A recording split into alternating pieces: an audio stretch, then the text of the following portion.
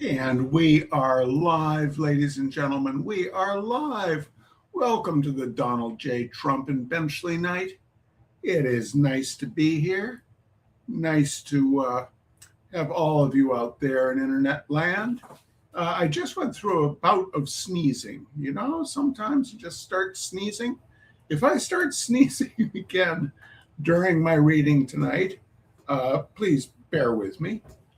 We have Charbonneau asleep right over there. We have wood stove going. I hope wherever you are warm and have. If you have a wood stove, that's a good thing. That's a good thing. But if say where you are in the comments. I like knowing that people are out there. I see that a few people are watching, but throw a comment up there, and if I see it, if it shows up, I'll give you a shout out.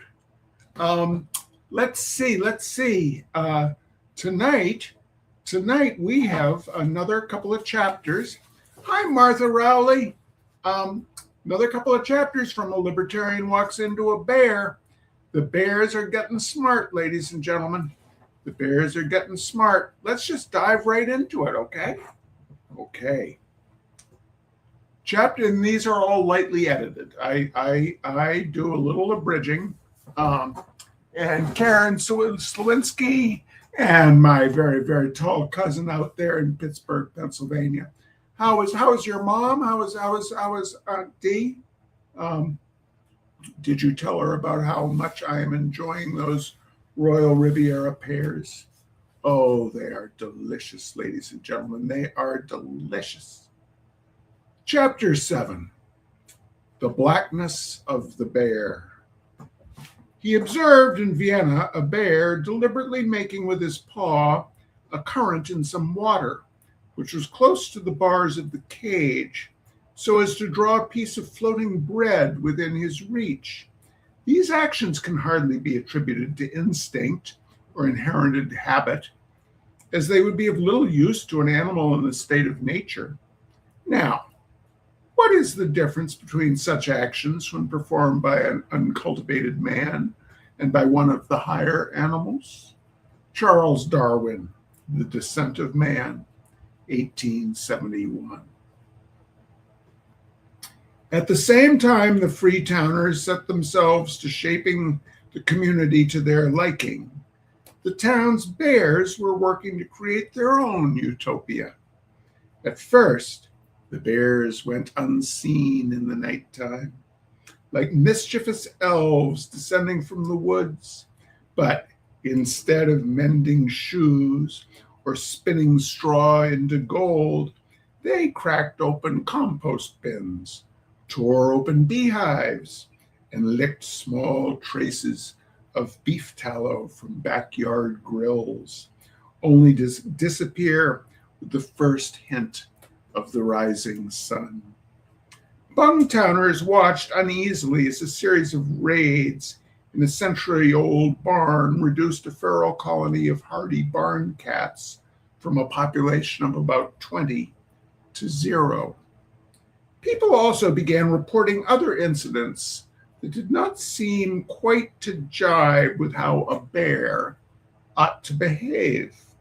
One night in Bungtown, a Vietnam veteran named Dave Thurber, feeling uneasy, tweaked his living room curtain and saw a bear lumbering across his front yard, leaving deep claw marks in the snow.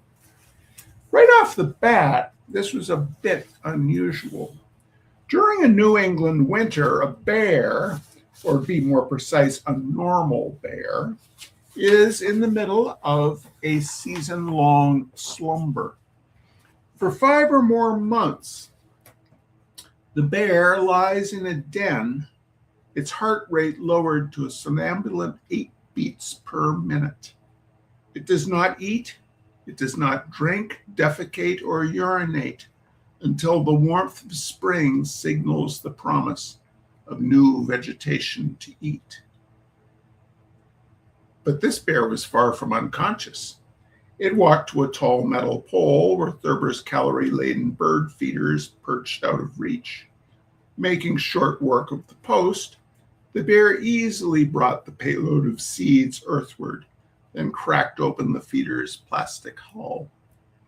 As the bear began to eat, a car bumped up the rutted dirt road, high beams sliding across the lawn like prison searchlights scanning a jail yard for escaping convicts. And indeed, Thurber saw that the bear acted like a convict, deftly avoiding the light streams by flattening itself just beyond their reach in the shadowed lee of a large snowbank.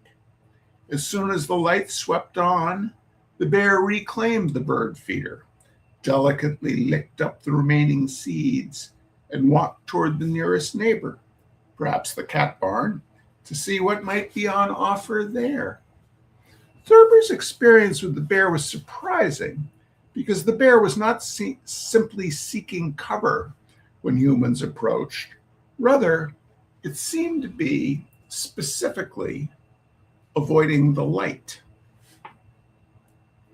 which suggested that the bear knew that human passerby could only see where light struck, which further suggested that the bear had the mental capacity to understand the physical properties of his surroundings as they would appear to a human and act accordingly. And under our common human understanding of animal intelligence, that would make that particular animal some sort of bear genius. In a sense, evolution grants every living thing a brilliant talent for squeezing life from its surroundings. The more extreme the habitat, the greater the savant. Frogs, for example. The Panamanian golden frog, which cannot make itself heard above the roaring waterfalls of Panama, attracts mates through the use of a semaphore. New England's eastern gray tree frog, on the other hand, can survive being frozen nearly solid. All winter, its organs sit like tiny hunks of beef jerky in an icy slurry of bodily fluids. But these sorts of biological precocity are the domain of specialists. Against this backdrop, some living things exhibit an even greater level of genius, having evolved the gray matter needed to unlock a wide variety of habitats. Humans are one of these problem-solving species. Bears are another. Bears have so many physical gifts that it's hard to imagine why they would need to problem solve at all. Their large padded feet carry them over swampland like rugged boots. Each boot terminates in 5 blunt, pocket knife-sized claws that can tear open stumps and burrows or climb trees to access beech nuts on the branch. With their enormous strength, they can bend a car door in half. In size, hunters have killed quarter-ton black bears in New Hampshire. The national weight record is 886 pounds. They can prey opportunistically on a wide variety of smaller creatures, including young deer and moose. Outside of human hunters, the only things that eat bears are larger bears. The researchers are at a loss to fully understand the reasons behind black bear cannibalism. Bears have sharper eyesight than people, with night vision to boot, ears that are twice as sensitive, and noses capable of scenting a carcass 20 miles distant, 7 times better than a bloodhound. If escaping a bear's notice is unlikely, well, so is escaping the bear itself. Humans can dive into water to flee cougars. They can climb trees to evade raging rhinoceri and outrun alligators. But the average black bear swims speedily, climbs quickly. It could spot Usain Bolt 25 meters in his world record-setting 100-meter dash and still pounce on the world's fastest man well before the finish line. To be clear, bear attacks are very rare. From a statistical standpoint, you are more likely to suffocate in a giant vat of corn than be injured by a bear. But modern attacks do happen with seriously not good outcomes. We then skip a rather graphic description of a modern-day bear attack. I hope that's okay with everybody. For the residents of Grafton, whose homes were being probed with frightening regularity by a resurgent bear population, ursine intelligence levels were a key factor in a question most people never have to ask. How close am I? How close am I to a bear right now? After all, it's one thing to be appropriately respectful of a creature's brute force. It is quite another to live alongside one sly enough to case your home with the cool calculation of a professional burglar. Graftonites weren't the first ones to concern themselves with bear IQs. Those who suspected high-level thinking in Grafton's bears have a rogue scientist champion, Ben Kellum, one of the foremost bear experts in the world. Kellum, featured as Bear Whisperer in a panda bear documentary narrated by actress Kristen Bell, employs many of the controversial methods employed famously by the primatologist Jane Goodell. He names the bears he studies, he attributes emotional motivation to their behavior, and probably would not have to work too hard to get a nod from Guinness as the world's record holder for enduring the highest number of non-fatal bear bites. When Kellum is not living in the woods alongside wild bears, he sleeps in his human home, which is not 25 miles from Grafton. Many Graftonites, including John Babiars, referred me to Kellum, and so I called to find out whether bears are indeed smart enough to avoid the light of a passing car, surveil farmsteads, snatch cats, and do many of the other things reported in Grafton that struck me as improbable. Kellum, who also happens to be a former gun designer, answered a few of my questions and then said that if I really wanted to learn more about bear psychology, I should buy a book that really gets into the nuances. He recommended one in particular called In the Company of Bears, available in paperback from Amazon for $24.49. The book was written by Ben Kellum. Kellum has seen more of the inner workings of bear life than anyone. In the book, his vivid description of their intricate society suggests that bears are even smarter than sign language savvy apes. Kellum credits bears with self-awareness, the ability to count to 12, primates can only manage a 3 count, and cooperation to enforce a bear justice system. He says they can remember the distant past, mull over the likelihood of events in the distant future, and communicate and empathize with one another. One resource-strapped female bear can even, he says, engage in the incredibly complex negotiation of asking another, better-off female to adopt her cub. After reading Kellum's books and other research, I was thoroughly convinced that bears are smart enough to employ high-level reasoning in their efforts to plunder calories from humans. But brains alone did not explain some of the behaviors I was hearing about from Graftonites like Tom Ploget. And I took a moment to look how it's pronounced because it is spelled Plozaj.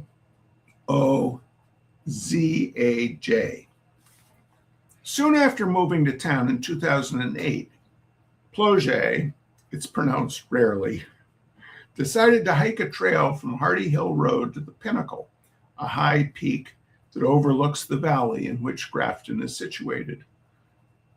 Ploget, really it's pronounced Ploget, knew of a crumbled concrete platform at the top and the remains of a few historical homestead foundations along the way. Grafton is like that. Those who know where to look can find artifacts of a bygone era hidden in the woods, like shipwrecks submerged in an arboreal ocean. There are cemeteries in various stages of senescence, stone walls that echo farms long since abandoned, schools shuttered, mills decommissioned, and mines whose hollowed bones of stone stud the mountains, all demonstrating the abject failure of 3 centuries of attempts to subjugate wild nature. Plauget says he is not a libertarian. He has no faith in any political party, but he frequents their events and he shares a lot of their beliefs about freedom. When Plauget came to Grafton during the Freetown Project, Babillard set him up with a temporary living space and a volunteer post at the fire department.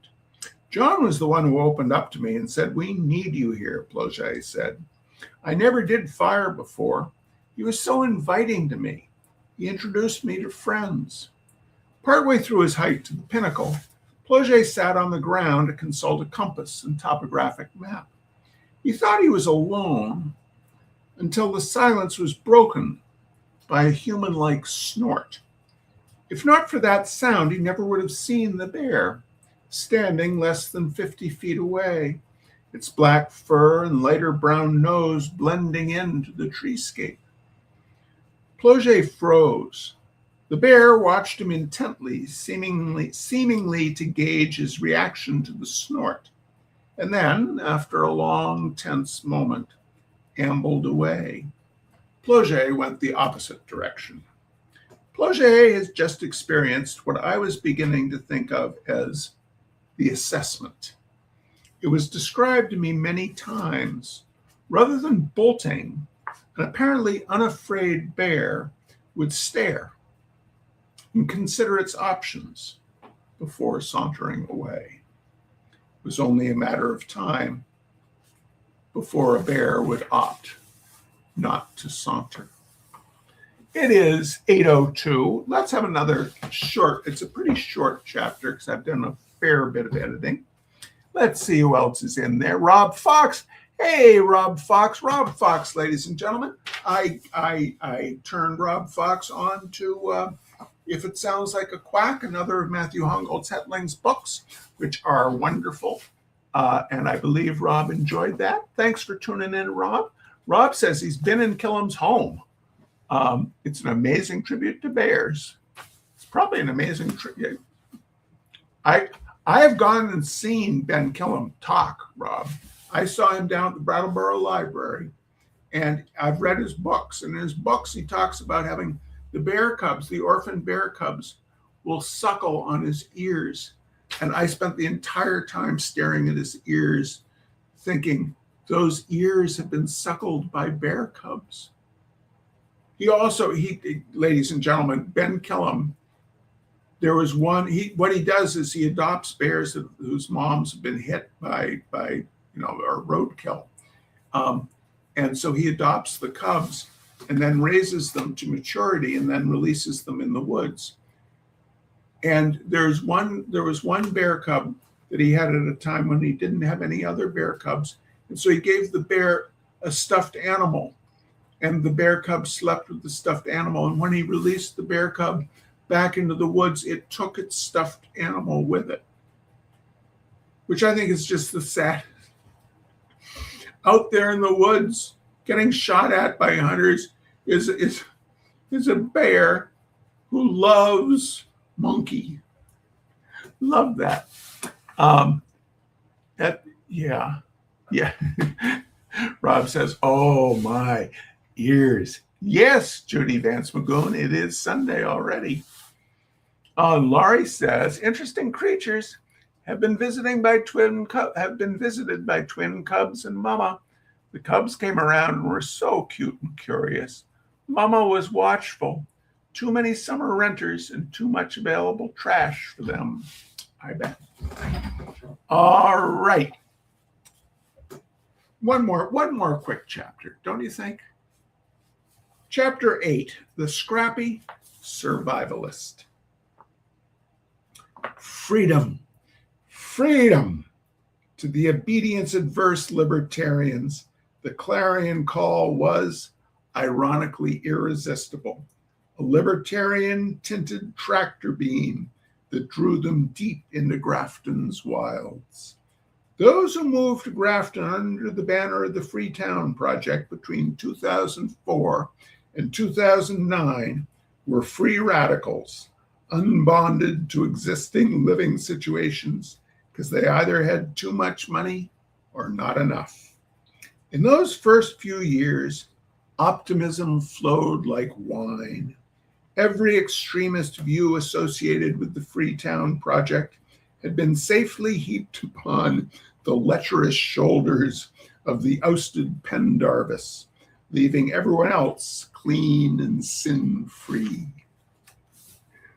Such a good sentence, such a good sentence. No one knows exactly how many libertarians moved to Grafton for the Freetown Project. Census records show the town's population swelled by more than 200 between 2000 and 2010. But there could have been fewer libertarian colonists than that, or there could have been more. The Freetown Project took on a distinctly masculine feel. Although the movement includes some families, they were mostly individuals and mostly men. The United States, New Hampshire, and Grafton County all have majority female populations. But by 2009, the town of Grafton had 608 men and 488 women, giving it one of the highest male to female ratios in the state. And because many of Grafton's women, as longtime residents, skewed older, the gender imbalance was even more pronounced among the young. The town was home to only 39 women in their 20s, as opposed to 105 men. Many of the men went by colorful nicknames or simple surnames, like Redman, Chan, the Mad Russian, and the copiously bearded Richard Angel, a libertarian anti-circumcision activist, whose favorite moniker was, at one time, Dick Angel. The Freetowners made at least one serious miscalculation. They assumed that branding Grafton as the ultimate free town would draw only libertarians. They were not counting on people like Adam Franz. I meet Adam when I pull onto the shoulder of a winding dirt road and walk a downward sloping driveway toward a dingy walled camper. The camper, although theoretically capable of travel, exudes a dejected air that suggests it lies on a deathbed of forest hummus. Soon the door opens to reveal the red-whiskered Franz, disheveled, and looking like he is in need of some combination of caffeine, pot, and alcohol to take the roughness out of his voice. He has a revolver in his hand. "Yeah," Adam says, "that's my bear gun." I like his smart confidence and his restless, friendly energy as he riffs on a wide range of topics. He drops his credentials, none of which fully explain how he makes a living now. He's studied comparative economics. He designed computer programs. He's been ordained as a minister.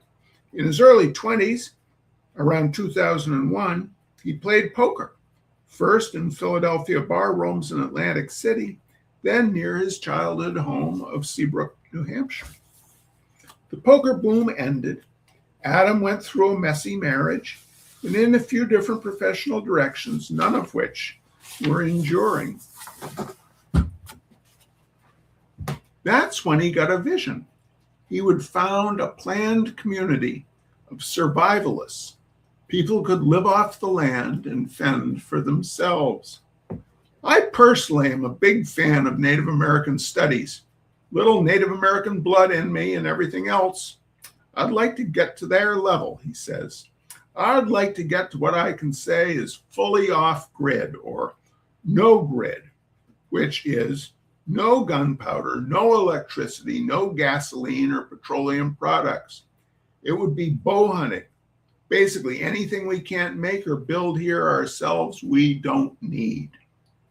It was a vision of perfect self-sufficiency. It was a vision of freedom. He chose, naturally, Grafton, where the Freetown Project had been announced and where there was a police force of somewhere between 1 or 2 people at any given time. We've got nobody coming around and really messing with you, he says. This is the place where you can do what you want to do.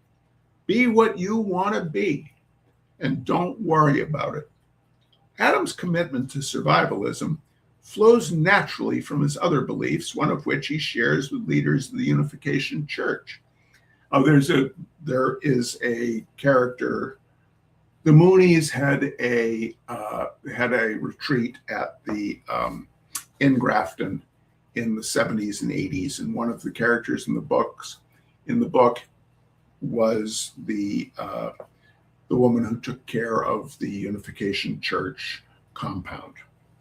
So that's why there's a reference to Moonies.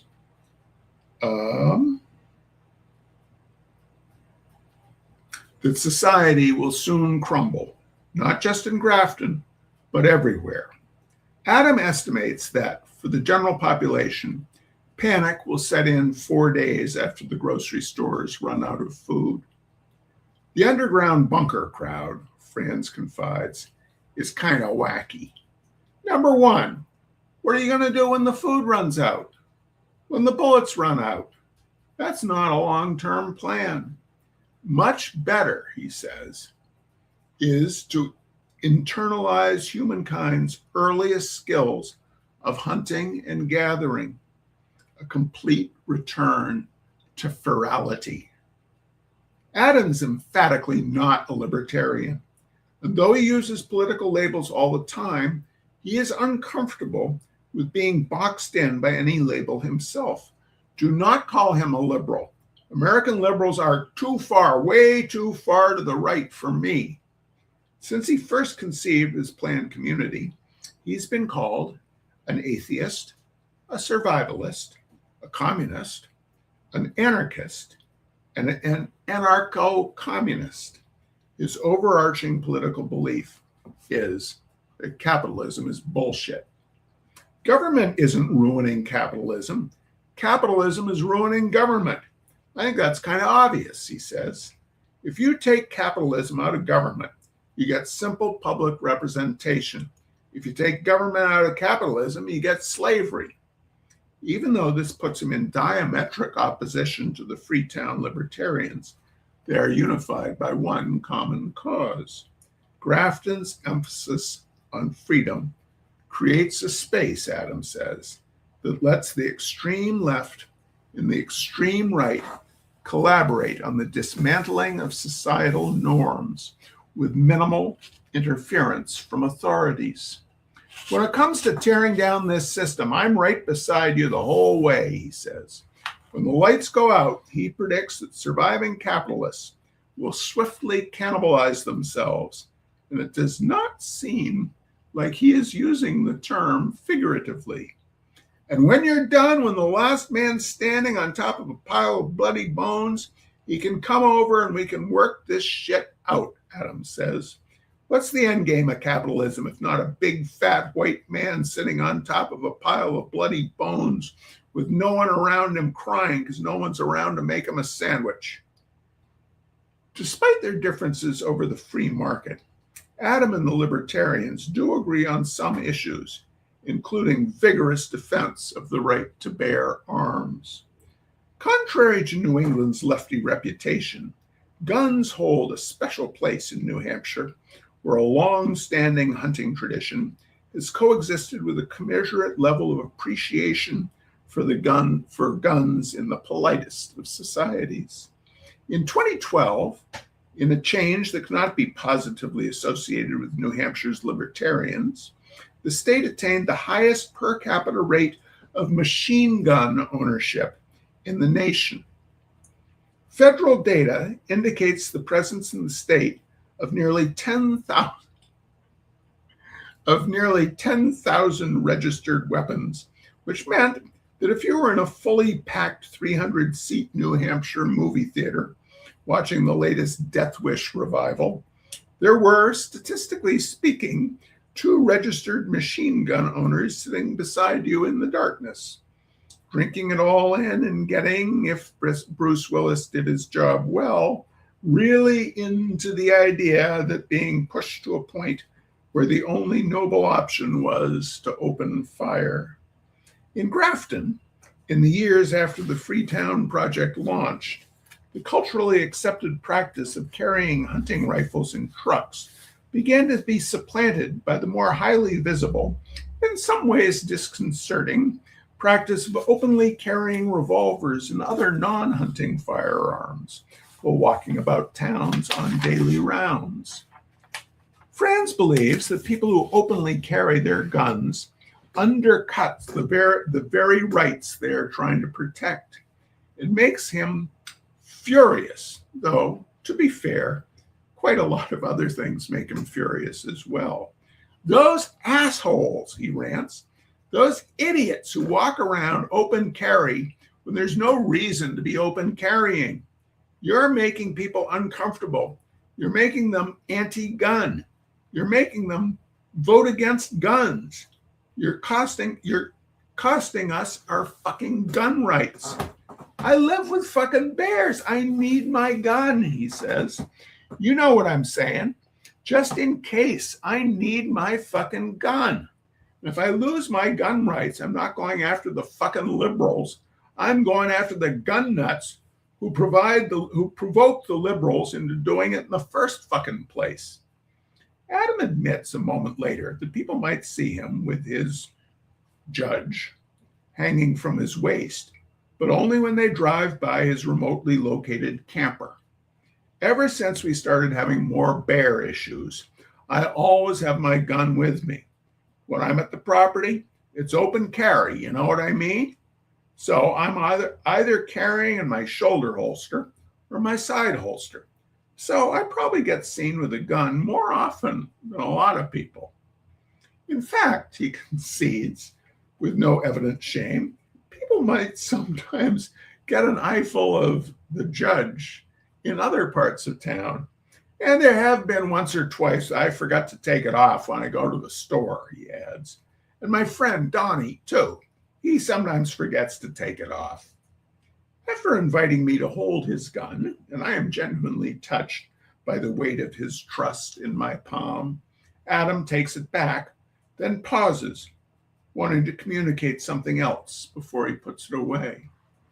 And he says, smiling beatifically, I love that fucking thing. Each day, Grafton seemed to grow fuller, more full of bears, more full of libertarians, more full of guns, and more full of people who loved bears, libertarianism, guns, or some combination of the three, and who were increasingly prepared to fight for what they loved. Oh, and donuts. Donuts were on the rise, too. All right, ladies and gentlemen. All right, that is tonight's reading from A Libertarian Walks Into a Bear. Oh, things are getting good. Things are getting good now that donuts are involved. All right. Anyone else have any last words to say? Well, Rob says, I love this book, partially because I've done so much work in Grafton. Also, I personally know one of the characters mentioned, and also because of the textural humor, such as the human brain's ability to avoid dangers such as bears and Reddit forums. Hey, Terry Hudson. Terry Hudson, you're off like in Mexico or the Caribbean or somewhere.